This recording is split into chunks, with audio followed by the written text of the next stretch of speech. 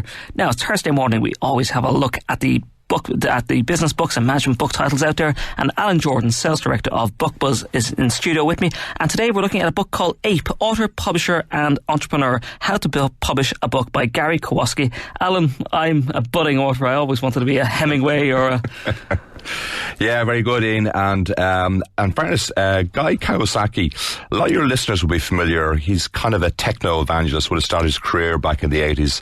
He was responsible for marketing the Macintosh, written books like The Art of the Start, The Macintosh Way, Enchantment. And in actual fact, anybody who's involved in presentations, he's probably the guy who is recognised for coming up with the 10, 20, 30 rule for presentations. So only have 10 slides, 20 minutes, and the font not lower than 30. So Kawasaki has been around for a while, and this book really is for anybody who's considering that I have a book in me and I want to look at the whole idea of self-publishing. So, yeah, during your career, and I can see it now, 10 years from now, as you write the News Talk story, my part in brokering Pat Kenny to News Talk. I mean, what a chapter. People will be riveted to it. So, yeah, it's, and you know what? It's really interesting because publishing has changed so much over the last 10 years.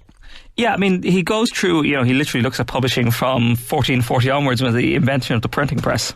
Yeah, and it's really, even when I was reading the book, I was just going back into some of the history of it. Yeah, so I mean, what a change Gutenberg's printing press was, because before that you had woodblock printing, which was capable of 40 pages a day. Along comes the Renaissance printing press, and you can do 3,600 pages a day. In actual fact, so revolutionary was the printing that the literate elite were a bit concerned that the masses were going to be too educated. So in actual fact, in the UK in 1640, they restricted the number of print shops because really we couldn't have the masses getting too educated in. So, and then you go on to publishing, as we would know, so with Apple and Adobe when you get the Macintosh and the laser printer. But really publishing really just leapfrogged, I suppose, in the last 10 years, where you've got Amazon, Apple, Barnes & Noble, and it enabled writers to create, sell books electronically, and you can make the copies on demand, so now you can self-publish.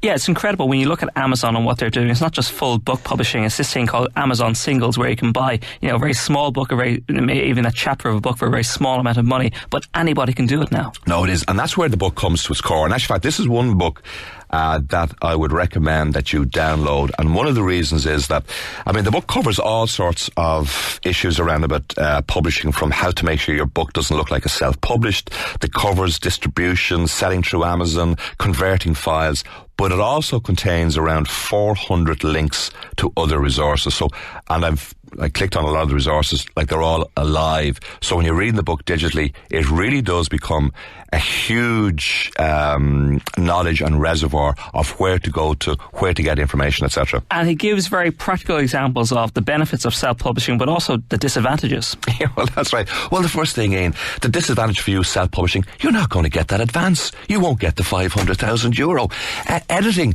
okay, you can do some of the editing yourself, but really, what about the team behind you, your technical editor, your copy editor? You'll have no marketing muscle. And of course, the big thing about self-publishing is there's still a bit of a stigma about the prestige. So in actual fact, you self-publish your book in, is that because it's so crappy no one else would publish it? So, although the interesting thing about that, and I'd forgotten about that, Walt Whitman, up to the 19th century, everybody self-published. So publishing really is only kind of a new thing over the last 100 years. So before that, you actually publish your own books.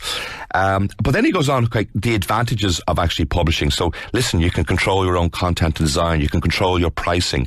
You're not going to get tired. You can market through social media. You have a direct connection with your customers. And anybody who's trying to get into that thought leadership space or develop a relationship with their customers, like take, for example, Tato, what a way of actually writing a book there. That was all about trying to get in contact with their customers. So at the time to market, if you want to do revisions, it's just so much easier. Yeah, but he also talks about how much money you can make from this. And as you said, you're not going to get the big advance. If you think you have a business book in you or your biography, you're not going to get a huge amount of money from this. No, you see, the thing is, and in fairness, there's the opening chapter in the book and it says, look, why do you want to write a book? So if you start off with, I think it's good for my visibility. I want to make money. It'll be good for consulting arrangements. It's good for my company. No, you've got it all wrong. You've got to have some type of and passion in you before you even begin to write a book. So it's around about, creating engagement. I want to make people laugh, knowledge, an intellectual challenge. It might just be something that you want to do to get something off your chest. But so he actually he does the author part of the book at the start to say, look, why do you want to write this? What's your full aim? So, why are we reviewing this in the business section? Well, that was my question to you. Yeah, well, the thing is about it, but there are so many people involved in business who do have feel they have a book in them about their business, how their business started, but they're afraid, I could never really write a book. I don't know what to do, and how would you go about doing it? So if you're thinking about that and you think, but listen, I want to do this for myself, I want to do it for the business, I want to position myself as a thought leader, well, you know what? You wouldn't go far wrong by getting this book to find out how you go about doing it and to avoid all the pitfalls that many people have fallen before. As a book, does something like this work? Because obviously this could be just written in bullet points as well.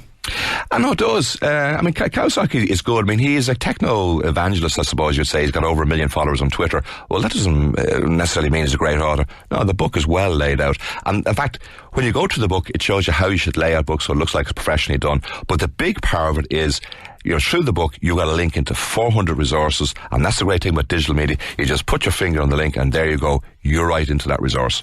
Okay, Alan Jordan, Sales Director of BookBuzz, thank you very much for coming in, as always, every Thursday morning. And the book is Ape, author, publisher, entrepreneur, how to publish a book by Guy Kawasaki. Thank you very much for coming in. Alan, looks like a really interesting read. Hopefully my memoirs will get published at some point. Maybe I'll even do it myself and make a few quid from it.